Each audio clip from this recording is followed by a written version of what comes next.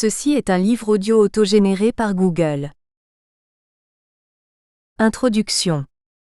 Développer une nation, c'est ajouter une valeur à son état naturel. Il est relativement plus facile de distinguer les pays plus riches de ceux qui sont plus pauvres.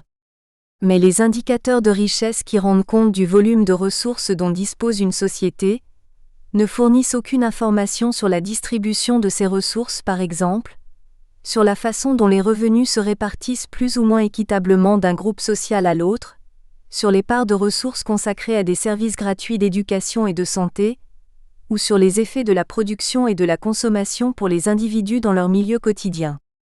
Il n'est donc pas étonnant que des pays qui ont des revenus moyens similaires puissent présenter de sensibles différences lorsqu'on parle de la qualité de la vie des individus. L'accès à l'éducation et aux soins de santé, les possibilités d'emploi, la pureté de l'air, l'accès à l'eau salubre, l'absence de criminalité, etc. Compte tenu de cela, comment détermine-t-on les pays développés et ceux qui le sont moins, et comment comprendre la notion de développement durable? Le développement, c'est aussi la volonté politique de changer la forme d'un pays, et cela s'accompagne généralement d'un certain nombre d'éléments artificiels et architecturaux, technologiques et culturels, tout en manifestant le désir d'occasionner l'ascension du niveau de vie des habitants qui en font partie.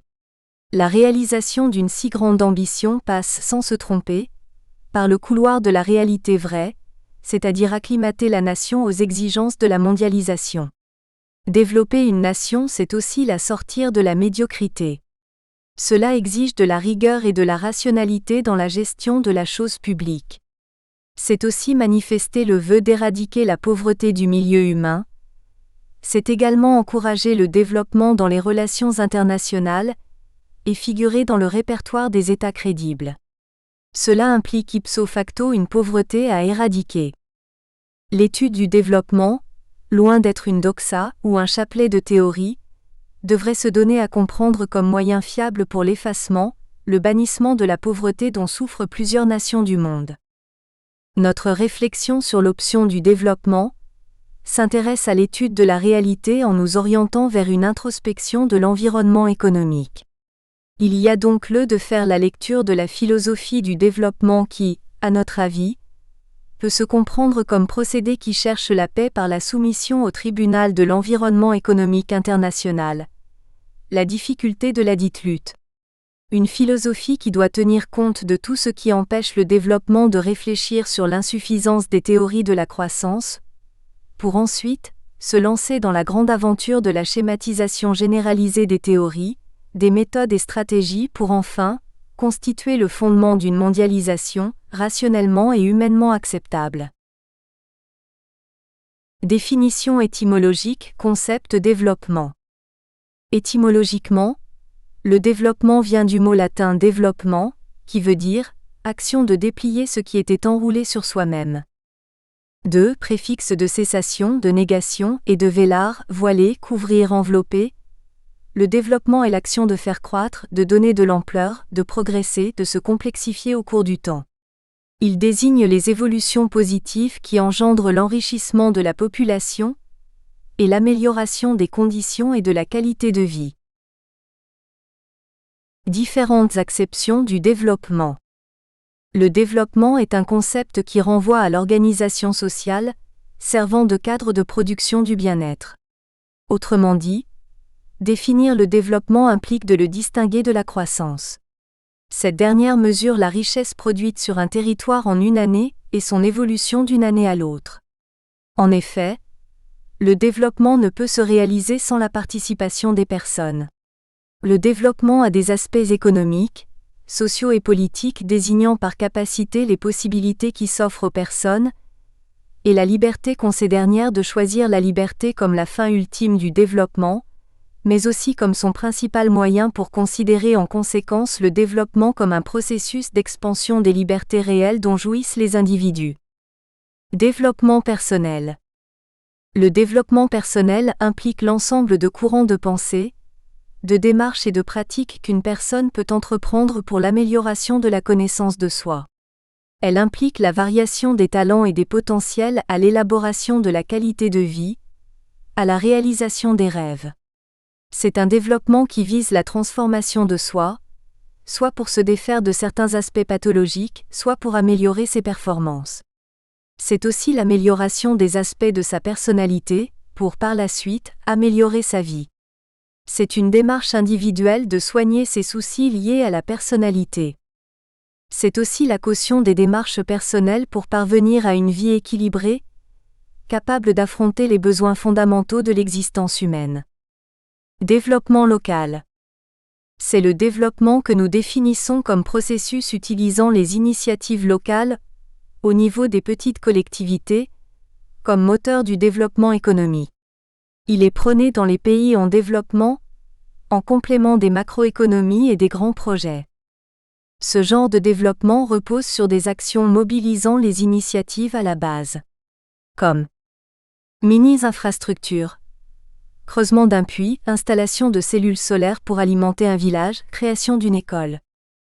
Mise en place de micro-coopératives ou associations de microcrédits. Initiative de certains habitants à titre personnel ou familial au niveau d'exploitations agricoles, commerciales, artisanales, tirant parti des ressources et du marché locaux et utilisant les méthodes performantes. Cependant, il sied de noter que le développement local comporte un contenu qui est politique, économique, social et environnemental. Il concerne plusieurs acteurs que sont l'État, les élus locaux, les populations, les organisations de la société civile, le secteur privé, les partenaires techniques et financiers. Il se met en œuvre à travers des instruments tels que le plan communal de développement, le plan régional de développement, les schémas et les fonds d'aménagement. Le développement local se fonde sur des principes tels que la contractualisation, le partenariat, le cofinancement, la participation, la gouvernance locale, la maîtrise d'ouvrage local. Développement sociétal. Le développement sociétal se lie généralement au travers d'un groupe issu d'une population identifiée par des besoins et par une demande, autour d'une communauté d'action ou de voisinage spatialement circonscrite. Cependant, le développement sociétal est un développement qui implique l'intégration économique et sociale du pays, en interpellant les compétences nationales sur la conjugaison des politiques à mettre en œuvre pour le besoin et l'intérêt du changement du niveau de vie des habitants d'une nation, des politiques de partenariat dans le domaine de l'éducation pour rendre accessible à tous l'école par la politique de la conscientisation et le bannissement de l'école conditionné par la richesse des parents. Par le vœu du développement sociétal, l'école est pour tous, la santé, une urgence qui encourage la mise en place de la politique du rapprocher des centres de soins vers la population et l'économie locale. Développement international.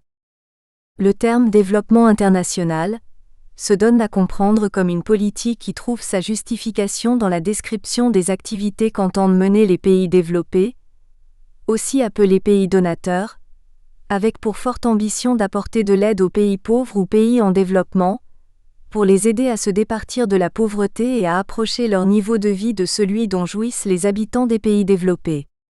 Car en fait, environ 2,6 milliards de personnes ont moins de $2 par jour pour vivre. Pour réduire la pauvreté, les pays donateurs offrent des biens, de l'argent ainsi que l'aide de personnes qui possèdent des compétences techniques aux pays en développement international. Cela vise principalement à améliorer la santé et l'éducation des habitants, afin qu'ils ne meurent pas faute de nourriture, de services médicaux ou de connaissances. Créer un approvisionnement alimentaire durable, afin que les gens puissent se nourrir. Stimuler le développement économique, afin que les populations puissent obtenir un emploi décent et subvenir à leurs besoins. Enfin, promouvoir la sécurité, les droits de la personne et l'ordre public, afin que les gens puissent réussir. Chapitre 1 – Étude de la pauvreté. 1.1 – Définition de la pauvreté. Étymologiquement, la pauvreté vient du latin pauper, qui signifie pauvre. La pauvreté est à comprendre comme l'état d'une personne indigente, qui manque de ce qui est nécessaire à la vie, qui manque de ressources matérielles suffisantes et vit dans des conditions qui ne lui permettent pas d'exister dignement selon les droits légitimes et vitaux de la personne humaine, la condamnant à survivre péniblement au jour le jour. La pauvreté est un terme caractérisant la situation d'un individu, d'un groupe de personnes ou d'une société qui ne dispose pas des ressources suffisantes pour lui permettre de satisfaire ses besoins fondamentaux et se développer normalement. La pauvreté réfère primitivement à l'accès à la nourriture, à l'eau potable, aux vêtements, au logement et au chauffage. Mais avec le progrès technologique et le développement des sociétés, elle concerne également l'accès à des ressources comme l'électricité et les communications, et de manière générale, l'ensemble des conditions de vie incluant l'accès à des soins de santé et à l'éducation. Le terme pauvreté est relatif à celui de richesse et fait référence aux situations d'inégalité économique et politique entre individus et entre sociétés. Les sciences économiques tentent d'expliquer l'existence de la pauvreté, ainsi que les mécanismes de l'accroissement de la richesse. Les gouvernements ont un souci universel du phénomène de pauvreté, et s'efforcent de la contrôler, si ce n'est par égard pour la vie des individus et des groupes de personnes parce que des conflits entre riches et pauvres ont jalonné l'histoire du monde, et peuvent donc menacer les pouvoirs existants. La pauvreté est une cause majeure de souffrance, et l'égalité entre les êtres humains est au centre de diverses conceptions morales, philosophiques et religieuses. Sur le plan mondial, la pauvreté se caractérise par le fait des inégalités politiques, économiques et sociales existantes entre États développés et États sous-développés, du fait de l'inégalité dans la distribution des tâches, dans l'exploitation et la redistribution des richesses à l'échelle des nations et à l'échelle mondiale. La pauvreté se lit dans les termes monétaires. En ce monde des vivants, l'argent est une clé qui ouvre les portes de tout ce qui est désiré.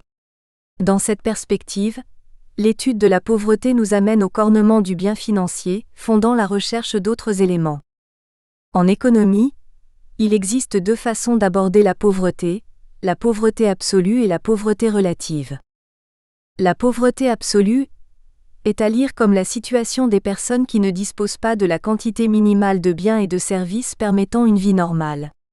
Pour l'ONU, un individu est dit en état de pauvreté absolue quand il n'a pas de moyen de se procurer un panier de biens considérés comme indispensables à sa survie. Ce type de pauvreté est malheureusement plus visible dans les pays en développement. Par contre, la pauvreté relative s'établit par la comparaison avec le niveau de vie moyen du pays dans lequel on se trouve. On détermine d'abord le revenu médian, revenu qui partage la population en deux parties égales. La pauvreté se définit alors par rapport à une proportion de ce revenu médian. La pauvreté relative est un aspect des inégalités économiques et sociales. Elle est aussi source d'exclusion sociale. Il s'agit de pauvreté, car c'est une situation involontaire et indésirable de manque dans lequel on se définit négativement. 1 à 2. La lutte contre la pauvreté. L'humanité vibre depuis le début du XIe au rythme d'une pauvreté sans pareille, qualifiée de fléau mondial. Les spécialistes des questions de monnaie sont intéressés par la question, et considèrent plus de la moitié de la population mondiale comme pauvre. Vu le niveau élevé de la pauvreté et le nombre infini des inégalités dans nos pays, les spécialistes de monnaie estiment que les humains ayant la capacité financière inférieure ou égale à 2 $ par jour sont classés dans la catégorie des pauvres. Cependant, il est à signaler que le 10e de la population mondiale fait montre d'une pauvreté absolue. L'Asie et l'Afrique subsaharienne, malgré les discours sur la lutte contre la pauvreté, demeurent les parties les plus pauvres de la planète, avec un taux élevé à 40%. Lutter contre l'injustice de la pauvreté exige une approche puissante et pragmatique pour s'attaquer à la fois aux causes et aux conséquences de la pauvreté sur la vie des populations. Cela exige l'affirmation des détenteurs du pouvoir sur la mise en valeur des droits humains élémentaires. Aussi le principe d'autonomisation doit s'affirmer en moteur du développement humain par la représentation de la femme encore opprimée, par la réduction considérable des catastrophes naturelles et en conservant la pureté de l'eau en cas de dégâts. Il convient de revaloriser les ressources naturelles qui sont vitales pour la prospérité, et dont les populations pauvres sont souvent privées en leur juste part. Aussi, reconnaissons que cette situation est aggravée par les conséquences du changement climatique que la communauté internationale n'a pas réussi jusqu'à présent à traiter correctement.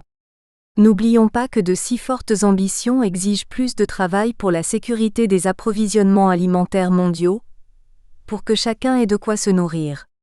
Enfin, il est question de garantir des flux financiers adéquats à même de financer des services élémentaires pour les populations pauvres, en assurant les services essentiels tels que la santé et l'éducation. Cependant, nous avons la nette conviction que la lutte contre la pauvreté passe par la victoire sur les inégalités. L'action contre la pauvreté s'inscrit au cœur de celle menée contre les inégalités. Pour y parvenir, il faut des politiques publiques, des politiques universelles dans lesquelles les plus pauvres, en accédant aux droits de tous, ont la possibilité de sortir de la pauvreté, éducation nationale, assurance maladie. Mais ces politiques universelles, parce qu'elles ignorent ou négligent certaines caractéristiques des populations pauvres, passent à côté de l'égalité. D'où les inégalités des parcours scolaires, les inégalités d'accès aux soins même quand ceux-ci sont gratuits. Des politiques ciblées dédiées aux plus pauvres, mais avec les risques de stigmatisation. Ainsi, le RMI a créé la population des RMistes, et donc de ségrégation exprimée par le refus de soins pour les bénéficiaires de la CMU. Ceci, avec le risque aussi de diminution de l'acceptation politique, dès lors que pour certaines catégories va apparaître l'idée que l'on me demande de payer pour les autres. Il n'y a pas de solution simple à ces questions. Mais les réponses à apporter doivent à la fois prendre en compte les effets concrets des politiques publiques pour les plus pauvres et les effets de ces politiques sur les inégalités et sur l'organisation globale de la société, laquelle société est composée de ceux qui naissent pauvres et de ceux qui tombent dans la pauvreté, peu importe s'il est question de s'en départir. Ici sont en jeu des politiques d'éducation, de formation professionnelle, de l'emploi, de logement. Il s'agit au final de politiques qui ne peuvent limiter leurs objectifs à réduire les conséquences de la pauvreté, mais qui visent à prévenir la chute sociale. Une politique du logement, construction, prix distribution des logements sociaux, et une politique de l'emploi par le moyen de l'application des programmes de formation continue et initiale, avec action sur la précarité et coût du travail, ne peuvent se centrer seulement sur la pauvreté, mais doivent aussi intégrer une connaissance et une prise en compte des inégalités telles qu'elles sont, avec l'objectif de les diminuer. Dans tous les cas, il faut actionner différents leviers de façon simultanée. Les causes de la pauvreté, comme celles des inégalités d'état de santé, s'articulent avec des problèmes d'emploi, de logement, d'isolement social, de niveau de qualification, d'école. Ainsi par exemple on sait que les conditions de logement influencent les résultats scolaires des jeunes et partant, leur niveau de vie futur. Les causalités ne sont pas immédiates, mais s'inscrivent dans un processus long. Pour comprendre la situation d'aujourd'hui et tenter d'agir sur elle, il faut prendre en compte des événements antérieurs, un parcours au sein des formes diverses d'inégalités. En effet, le tableau des inégalités régionales en matière d'éducation laisse lire une grande différence entre pays développés et pays sous-développés. Cette différence est visible dans l'écart des revenus. Depuis plus de 25 ans se lit une croissance dangereuse, 27 du nombre des pays pauvres. Les inégalités sont plus visibles dans les pays comme la Chine, le Mexique. Cependant, la baisse des inégalités se lit dans les pays comme le Brésil. Les études de Claude Morrison nous font découvrir des inégalités mondiales. Entre les individus, qui combinent les inégalités entre pays et au sein des pays, augmente depuis les décennies, ce qui coïncide à la nouvelle dénivellation de la mondialisation. Les discussions entre économistes autour de la question de l'évolution des inégalités mondiales qui prend des proportions inquiétantes et bientôt presque indéfinissables entre personnes habitant le même espace géographique et entre pays, nous amènent à constater que seuls 20% de la population mondiale, membres des pays riches de l'OCDE, concentrent 80% du revenu mondial, traduisant ainsi le fait que les inégalités entre pays sont de plus en plus inquiétantes du fait des une distribution inégale des revenus du niveau mondial. Dans ce contexte s'installe le règne du plus fort qui domine sur le plus faible, car n'ayant pas les moyens de justification de leur existence financière. Dans la même optique, l'inégalité produit la chosification de l'être humain, financièrement pauvre. Cependant, le faible taux de la croissance économique en Afrique est dû à la force des antivaleurs, corruption, concussion, fraude et détournement, ajoutez à cela l'impunité et la mauvaise gouvernance. C'est ce qui explique la bonne place de la pauvreté dans le continent. Par conséquent, la croissance du PIB par habitant devient la raison justificatrice de la réduction de la pauvreté selon la thèse suivante. la croissance économique est un instrument puissant de la réduction de la pauvreté. Or, il se lie une vraie difficulté pour le continent africain de parvenir à la croissance, car en Afrique les facteurs de développement, de la croissance économique ne dépendent pas du seul facteur économique, mais surtout de la bonne gouvernance et de l'éradication des antivaleurs. Certains pays naturellement riches renferment un taux important de la population pauvre, et il y a véritablement urgence à lutter contre la pauvreté qui devient trop visible. Et cela, par des faits tels qu'ils se lient et se constatent au travers d'un défilé non voulu, mais imposé par la force des choses. Des femmes et des enfants parcourent plusieurs kilomètres en plusieurs heures à la recherche de l'eau et du bois à brûler. Tant d'énergie qui serait mieux employée à l'école, à faire du développement communautaire et à établir de rapports familiaux. La dégradation des terres et la pauvreté dans les régions rurales incitent à des migrations en masse vers les zones urbaines déjà surpeuplées, où le manque d'eau salubre, de réseaux d'assainissement et de services de ramassage des ordures ménagères contribue à l'apparition de maladies et à la pollution des eaux. La pauvreté qui est associée à des taux de mortalité infantile pousse les ménages à avoir plus d'enfants pour s'assurer qu'il restera des soutiens de famille.